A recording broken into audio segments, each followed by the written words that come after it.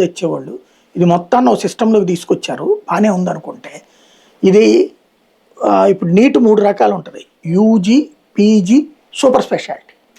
Super speciality counselling జరిగి డిసెంబర్లో ఆగిపోయిందట కోర్టులో కేసేసి. ఇప్పటికీ జూలై వచ్చింది.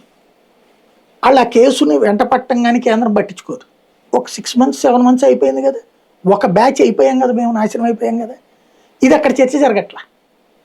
లేదు, ఇప్పుడు మెడికల్ కాలేజీలు బోల్డ్ అని ఇస్తున్నారు. ఇక్కడ డాక్టర్ చదివిన తర్వాత వాళ్ళకి 15-25 వేలకు మించి జీతం రావట్లా. దానికి సంబంధించిన చర్చ జరగాలి కదా. ఇబ్బడి ఇచ్చేశారు మీరు మెడికల్ కాలేజీలు. దాంట్లో అసలు జరగాల్సిన చర్చ ఏంటో తెలుసా? ఈ పీజీలు వీటిట్లలో రిజర్వేషన్ కోటాల కింద కానీ ఇతర కోటాల కింద కనీసం 35 మార్కులు రాని -4 -8 మార్కులు వచ్చిన వాళ్ళకి పీజీ సీట్లు ఇచ్చారు. నువ్వు డాక్టరు రేపు పొద్దున నీ ఆపరేషన్ చేసే టైంలో -4 వచ్చిన ఆయన ఏం చేస్తాడు?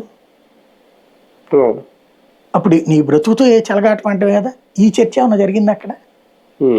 మిగతాదంతా ఓకే, ఎంబీబీఎస్లోకి ఎంటర్ కావడానికి కావాలని కోరుకోవడం ఇదంతా తప్పులేదు. కానీ కొంతమంది అధికార నిర్లక్ష్యం వల్ల, ఎందుకంటే వాళ్ళని కూడా దాదాపు 42 మంది ఎంతమంది సస్పెండ్ చేశారు, వల్ల ధర్మేంద్ర ప్రధాన్ బలయ్యారా? వాస్తవంగా నన్ను అడిగితే దీంట్లో జరిగిన అసలు కుట్రను ఎవరు పట్టించుకోవట్లేదు. ధర్మేంద్ర ప్రధాన్ అనేటటువంటి వ్యక్తినే టార్గెట్ చేసి ఈ యాజిటేషన్ జరగడానికి వెనకాల కమ్యూనిస్టులు చాలా సీరియస్ ఎఫర్ట్ పెట్టారు.